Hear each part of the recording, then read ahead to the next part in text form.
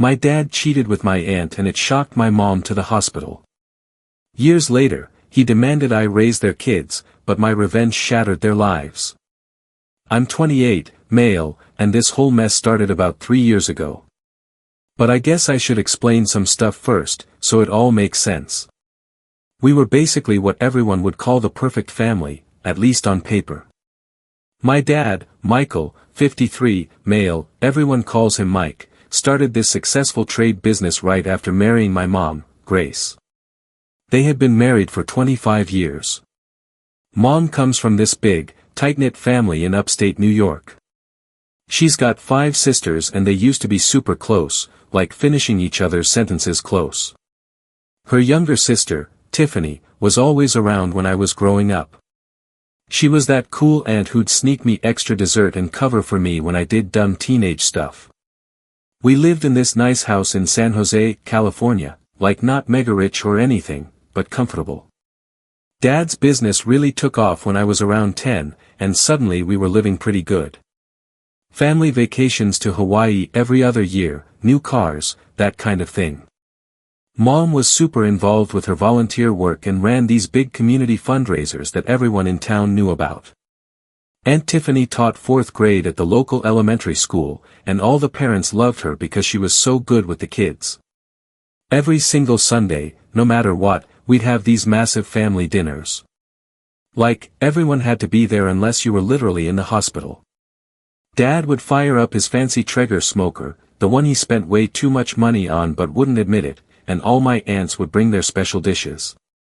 Tiffany always made this amazing 7-layer dip that everyone fought over.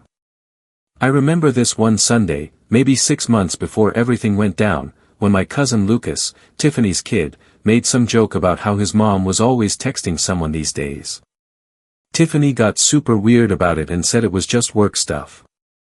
Dad knocked over his drink right after that.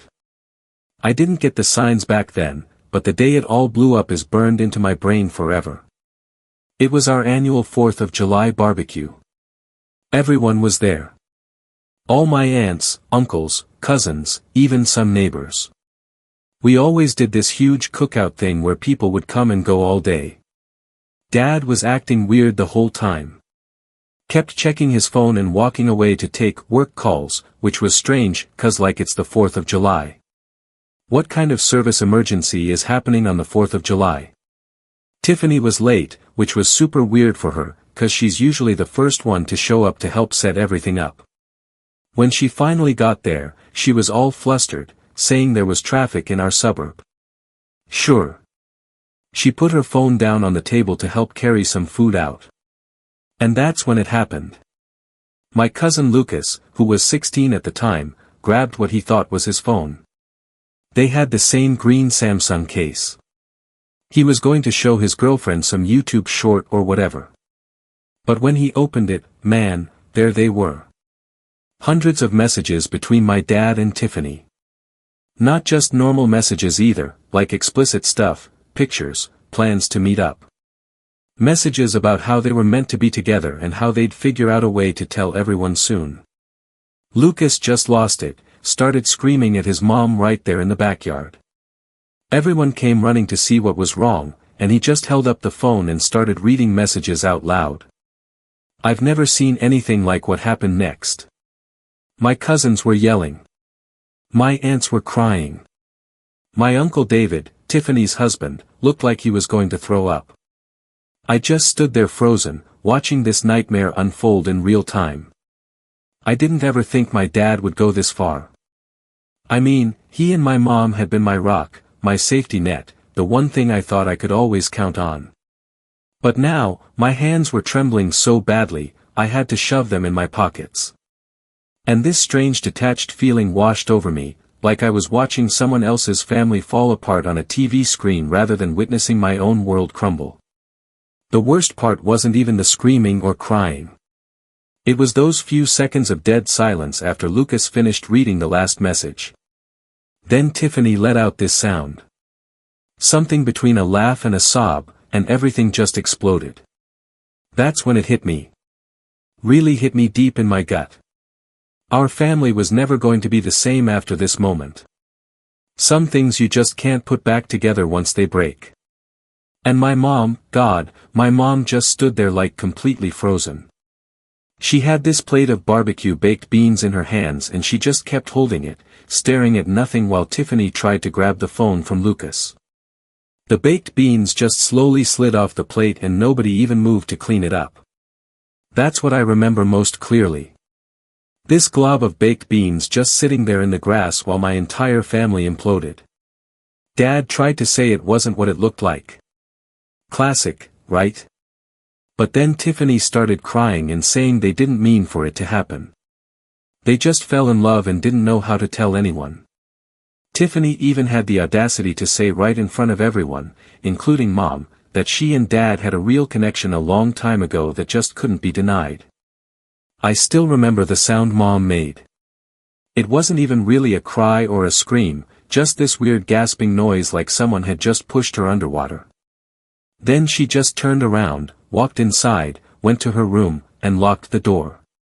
We didn't know it then, but that was pretty much the last time she'd be herself for a long time. The barbecue obviously ended right there. Everyone left except for my mom's oldest sister, Martha, who stayed to try to talk to Mom through the door. Dad packed a bag and left to give everyone space to process things. Tiffany ran out crying with Lucas screaming after her. And I just sat on our back porch for hours, staring at that stupid baked beans on the ground, trying to understand how my whole life had just fallen apart in the space of like 15 minutes. The next few days after the barbecue were just weird, like this strange limbo where nobody knew what to do. Mom wouldn't come out of her room except to use the bathroom, and even then she'd wait until she thought I was asleep. I could hear her pacing at night, walking back and forth for hours. I'd leave food outside her door, and sometimes it would be gone when I checked later, but most times it was untouched. Dad kept calling and texting me non-stop. He was staying at some hotel in Palo Alto, sending these long messages about how things aren't always black and white, and how sometimes life is complicated. Like, seriously, that's what you're going with? He even tried to convince me that he and Tiffany had fought their feelings for years, but eventually realized they were soulmates. Wanted me to understand that it wasn't just some cheap affair, as if that made it better somehow. Tiffany was even worse. She started showing up at our house at random times, trying to explain things to Mom through the bedroom door. She'd stand there crying about how sorry she was while also saying stuff like, "But you have to understand, Grace. When love is real, you can't fight it." I had to literally threaten to call the cops to make her leave. Things got really bad about 2 weeks in. I was at work when our neighbor called me. She said she'd been bringing in our mail and noticed Mom's car hadn't moved in days. And she could see through the upstairs window that Mom was just sitting in the same chair, not moving. I rushed home and found Mom exactly like that, just sitting there in the dark, still in the same clothes from the barbecue, staring at this old family photo from Hawaii. She wouldn't respond when I talked to her. Wouldn't even blink. Just kept staring at that picture. I tried to help her up and that's when I realized she was burning up with fever. Called 911 right away. The EMT said she was severely dehydrated and had a really high fever from a massive infection. Turned out she hadn't been taking her medications for her autoimmune condition for the past 2 weeks. The hospital was a nightmare. They admitted her to the psych ward after she had this complete breakdown in the ER, screaming about how she'd given Tiffany everything, helped her pay for college, let her live with us for free when she got divorced from her first husband, even got her the teaching job at the school. The doctor said it was a severe depressive episode triggered by acute trauma. And you know what Tiffany did? She actually told the doctors that Mom had always been unstable and had episodes when they were growing up. Complete lies. She even tried to suggest that maybe Mom's mental issues were why Dad turned to her for comfort. The doctor shut that down real quick. But the fact that she even tried that, man. My aunts, except Tiffany obviously, took turns staying with Mom in the hospital. Martha, Paula, Claire, and Ellen, they all rearranged their lives to make sure someone was always there. But the damage was done. Mom wouldn't talk to anyone except the doctors. She'd just lie there crying or staring at nothing. Meanwhile, my dad couldn't care less. He and Tiffany were already playing house. They got an apartment together using money from Dad's business. Tiffany quit her teaching job because suddenly she was too stressed to work. They started posting on social media about starting fresh and choosing happiness. The worst part was how they started spreading their version of events around town. Tiffany told everyone at church that Mom had driven Dad away by being cold and distant. Said Mom was obsessed with her volunteer work and neglected Dad. Even suggested that Mom had known about them for months but pretended not to notice because she preferred to play the victim. Lucas, Tiffany's son, was having a really rough time. He was living with his dad, Tiffany's ex, full-time and refused to see his mom. But Tiffany somehow twisted that, too, telling people that I had poisoned Lucas against her and Dad. Like, no, Tiffany. Pretty sure you did that all by yourself when you destroyed our families. By the end of the first month, it was clear Mom wasn't going to be coming home anytime soon. The doctors recommended a longer-term care facility, so we went to another psychiatric hospital. I had to pack up some of her stuff to bring there. And finding things for her to wear just wrecked me. All these normal clothes, her favorite sweater, her gardening jeans, her Sunday church dress, just hanging there in the closet like everything was fine. Like she'd be back any minute to wear them again. That's when I really understood that nothing would ever be normal again. Our family was just gone, and the people who destroyed it were already moving on like nothing had happened while the rest of us were left trying to pick up the pieces they'd shattered. Life got into this weird routine after Mom went to the hospital. I'd visit her every Wednesday and Sunday after work. The doctor said having a regular schedule would help her feel more stable. At first, she wouldn't really talk much during visits, just kind of nod or shake her head. But after about 3 months, she started having good days where she'd actually look at me when I talked about my work or what was going on with my cousins. Then Tiffany dropped her first bomb.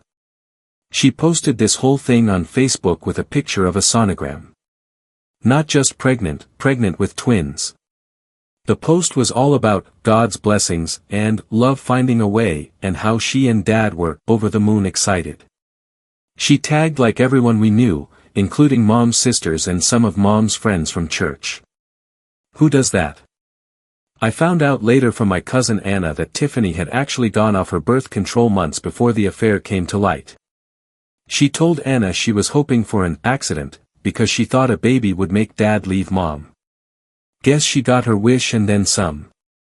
Dad went completely nuts with the pregnancy news. Started posting daily updates about his growing family and calling the twins their miracle babies. He even had the nerve to message me asking if I wanted to help them set up the nursery in their new house. Yeah, they bought this massive place in Saratoga using money from his business. I was shocked with how much money Dad was getting out of that business. Like the trade business was doing okay, but not buying $1 million houses, okay? Mom's doctors had to adjust her medication when she found out about the pregnancy. She stopped eating again for a while. The only thing that seemed to help was when Lucas started visiting her. It was like she could handle hearing about life going on from him because he was hurting, too. But Tiffany and Dad wouldn't leave me alone. They kept showing up at my apartment unannounced. Tiffany would stand there with her hand on her belly, talking about how the twins would need their big brother, and how family has to stick together in times of joy. The woman destroyed her sister's life and was acting like we should all be celebrating. The real crazy started when she was about 7 months along. She began calling me multiple times a day about helping with the twins after they were born. Said she and Dad were so busy with the business that they'd need someone to watch the babies 3 days a week.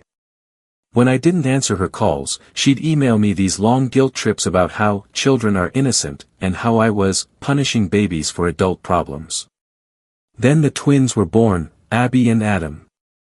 And Tiffany started this thing where she'd send me daily pictures of the twins with captions like, missing their big brother, or waiting for Uncle James to come meet them. When that didn't work, she switched to sending videos of them crying with messages like, they can feel that their family is incomplete. It was straight up emotional manipulation. The worst was when they started showing up at my work.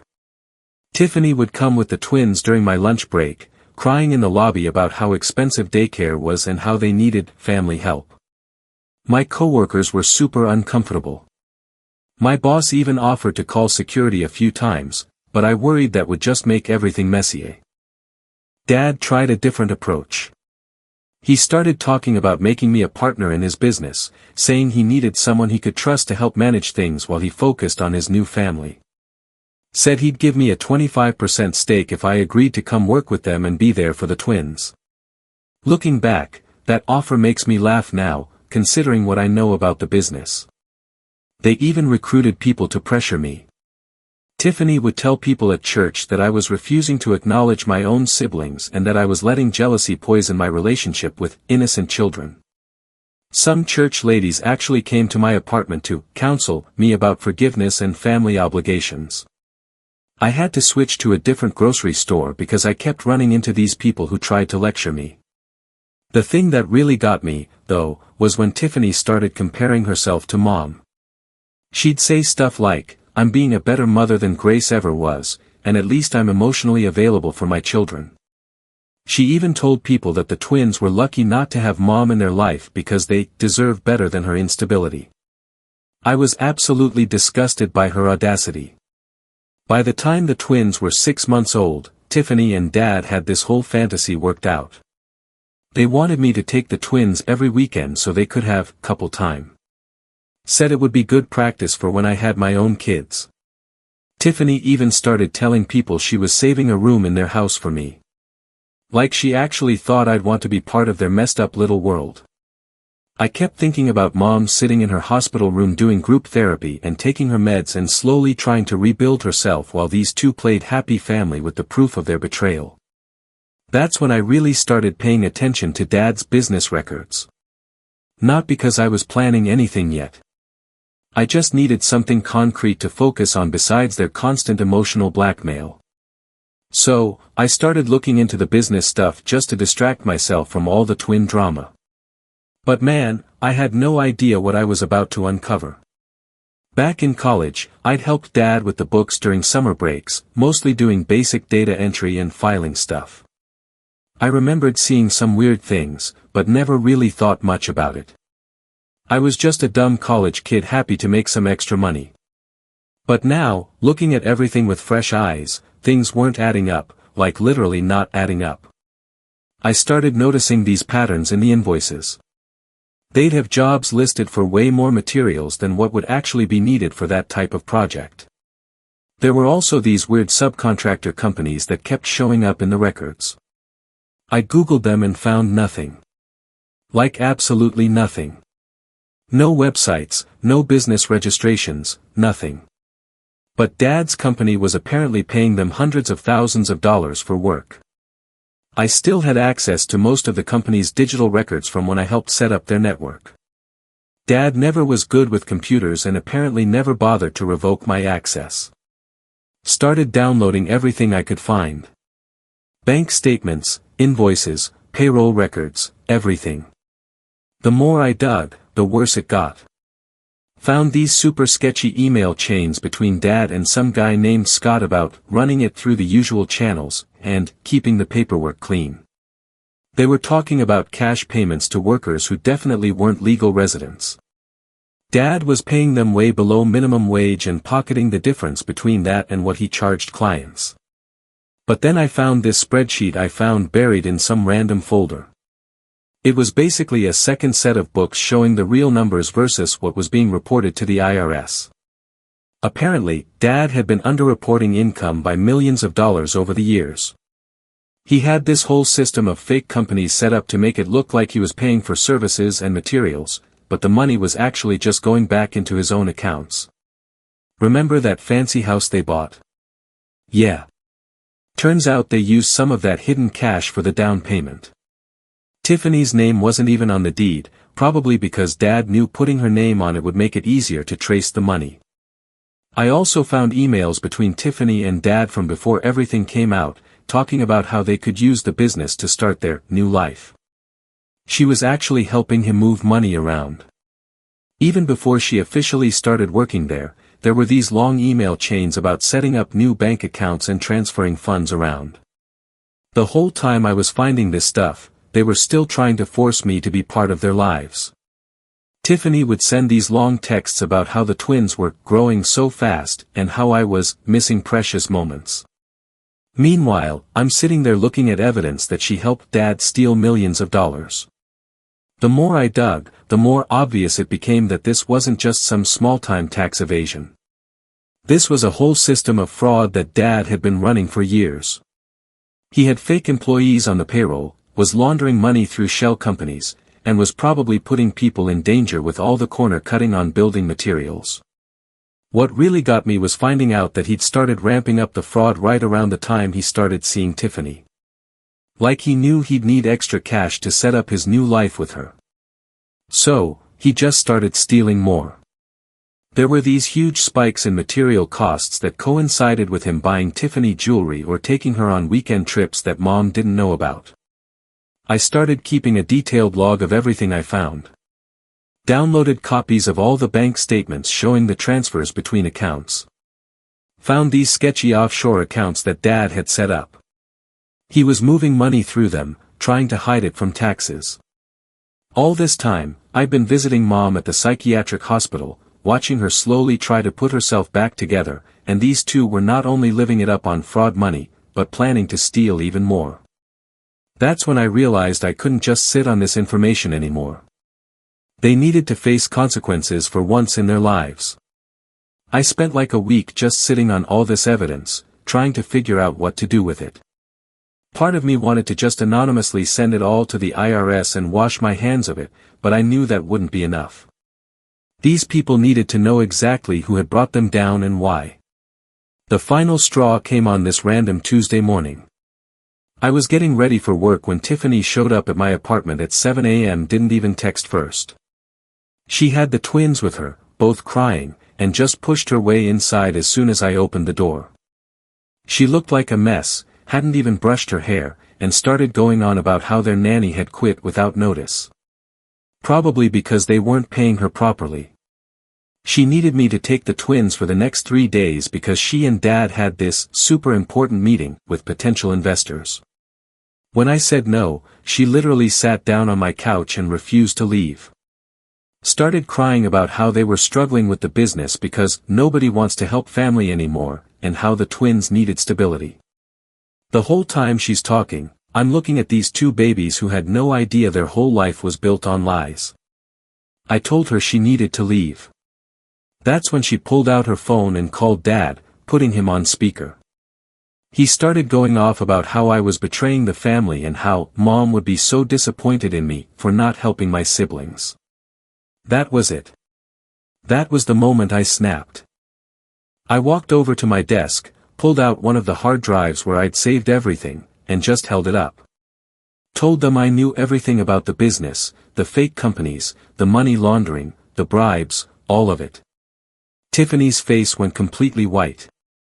Dad got real quiet on the phone. Then Tiffany tried to play it off, saying I was just confused about normal business practices. Dad jumped in trying to explain how complicated running a trade services company is and how sometimes you have to work around certain regulations to stay competitive. Like, yeah, pretty sure bribing city inspectors isn't a normal business practice, Dad. I laid it all out for them. Told them exactly what I'd found. Tiffany started panicking, saying I was making stuff up because I was jealous of her new family. Dad switched to threatening mode, saying he'd make sure I never worked in San Francisco again if I tried anything stupid. That's when I pulled out my phone and showed them the email I'd already drafted to the IRS Criminal Investigation Division, complete with attachments and a detailed timeline of the fraud. Told them I also had copies of everything saved in multiple places, so even if they tried to destroy evidence, it was too late. Tiffany completely lost it. Started screaming about how I was trying to destroy her children's future, how I was evil for wanting to send their father to jail. The twins were crying, probably scared by all the yelling. She grabbed them and ran out, still screaming about how I was going to regret this. Dad kept calling and texting for hours after that. First, trying to reason with me, offering me money to forget what I'd seen. When that didn't work, he switched to threats. Said he'd tell everyone I had helped with the fraud, that I'd gone along with everything for years. But I had proof that I hadn't been involved in the company since those summer jobs in college. I waited until exactly 9 a.m. when the IRS offices opened, sent the email with everything I had. I made sure to detail how I discovered it and my limited involvement years ago, just in case Dad tried to drag me into it. Then I called my Aunt Martha, told her everything. She conference called all my other aunts except Tiffany. Obviously, they were shocked about the fraud, but not exactly surprised. Apparently, they'd all wondered how Dad and Tiffany were affording their lifestyle. The next few days were intense.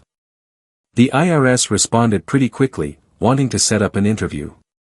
I got a lawyer just to be safe, even though I hadn't done anything wrong. Dad and Tiffany both tried to contact me through every possible channel, even sending people from church to my apartment. I blocked their numbers, but they kept making new email accounts to contact me. Tiffany even made fake social media profiles to try to message me. They went from begging to threatening to guilt-tripping, sometimes all in the same message. That night, I went to visit Mom. Didn't tell her what I'd done yet. Her doctor said she wasn't ready for that kind of stress. But for the first time in ages, she actually smiled at me when I walked in. Like somehow she knew things were finally going to change. Things moved way faster than I expected after I sent that email to the IRS. Like I figured it would take months or even years for anything to happen. But nope. Within 2 weeks, IRS criminal investigators were interviewing everyone who'd ever worked for Dad's company. The first sign that things were really going down was when Dad's main office got raided. My friend Chris works at the coffee shop across the street and sent me a video of agents carrying out boxes of files. Dad apparently tried to play it cool, telling everyone it was just a routine audit, but then they started seizing computers and phones, and even Tiffany's fancy Mercedes got towed away.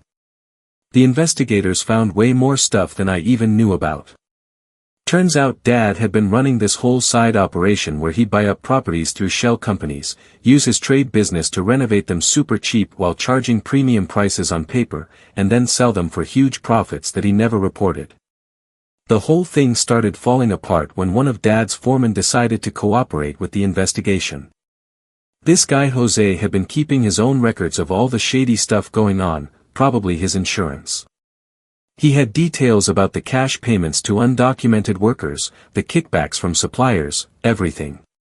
Dad's lawyer must have told him how serious it was getting because he actually tried to flee. Like literally tried to run. He booked tickets to Belize for himself, Tiffany, and the twins. The feds picked them up at San Jose International Airport. Tiffany was screaming so loud they had to clear out part of the terminal. The local news got footage of them being led away in handcuffs while some airport employee held the crying twins. That's when all their fancy friends started disappearing. All those people from church who'd been harassing me about family loyalty suddenly couldn't remember ever supporting Dad and Tiffany. The country club canceled their membership. Their neighbors started a petition to protect property values by forcing them to sell their house. Tiffany's involvement came out during the investigation, too. She'd been writing checks to herself from the company accounts, claiming they were for consulting services, but actually using the money to buy designer stuff and pay for fancy hotels where she and Dad would meet up during their affair. She'd even used company money to pay for fertility treatments when they were trying to get pregnant with the twins. The prosecutors offered Dad a deal, 5 years if he cooperated and helped them track down all the money. His lawyer probably told him to take it because he signed the agreement pretty quick. Tiffany wasn't included in the deal, though, since she tried to destroy evidence after the investigation started. She deleted a bunch of emails and tried to shred documents, not realizing the feds already had copies of everything. Social services got involved because of the twins. They placed them temporarily with Tiffany's ex-husband and his new wife, since they already had experience raising her kid, Lucas. Rachel completely lost it when she found out.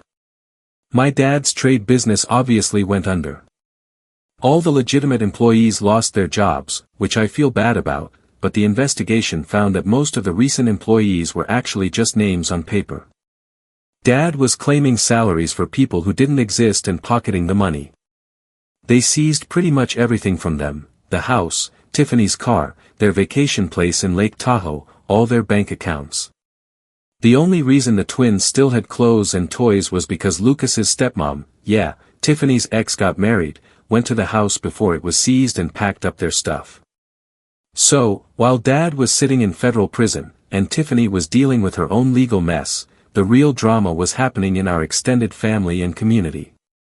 Like, this whole situation just split everyone into camps, and people I'd known my whole life started showing their true colors.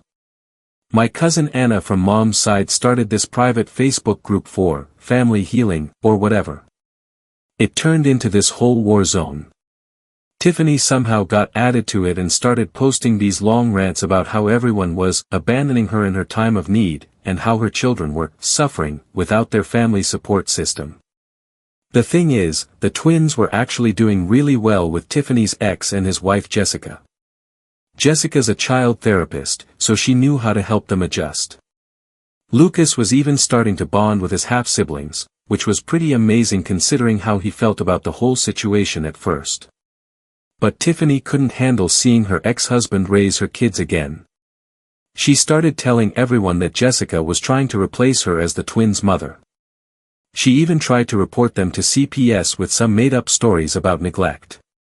The social worker saw right through it, though, especially since Jessica had documented everything since the twins arrived at their house. The worst part was watching Tiffany try to manipulate Lucas through all this. She started sending him these guilt-tripping messages about how he was abandoning his brother and sister by not defending her to the family. Lucas ended up having to start therapy to deal with it all.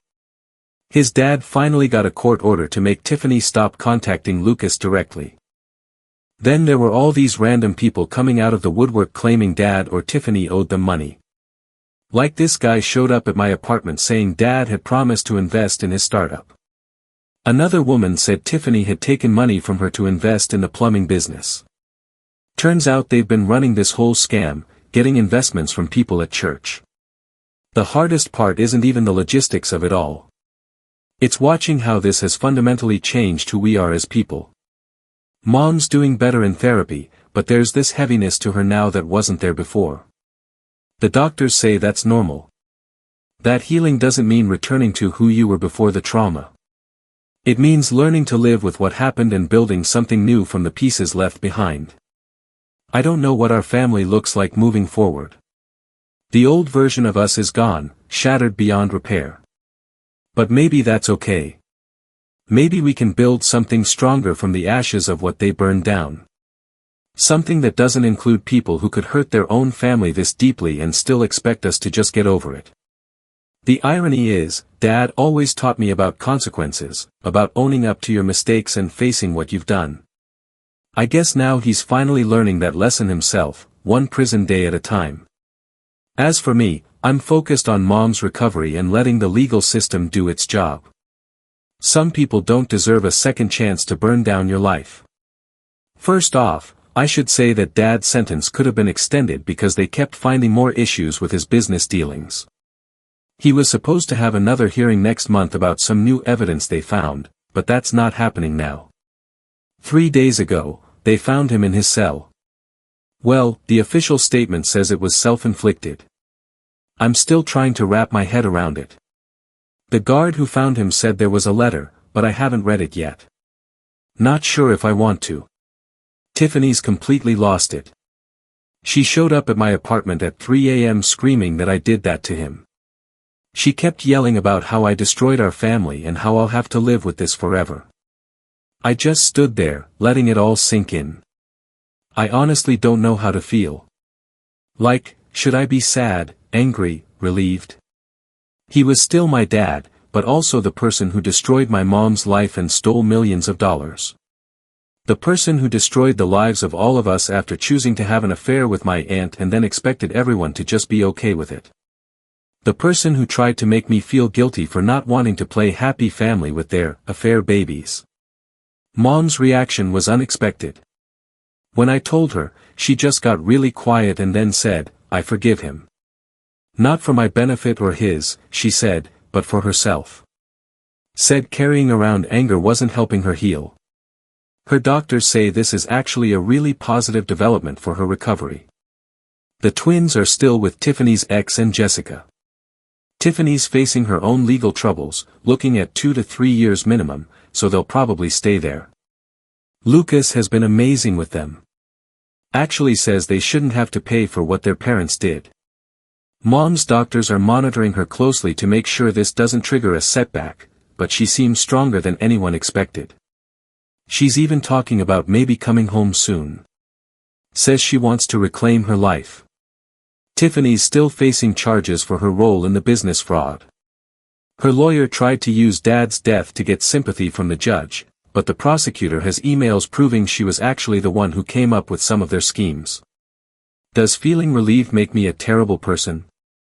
Like, part of me is sad, but another part feels like maybe now everyone can finally start to heal without him trying to control everything from prison. For now, I'm focusing on being there for Mom and letting the lawyers handle everything else. Some bridges, once burned, should stay ashes.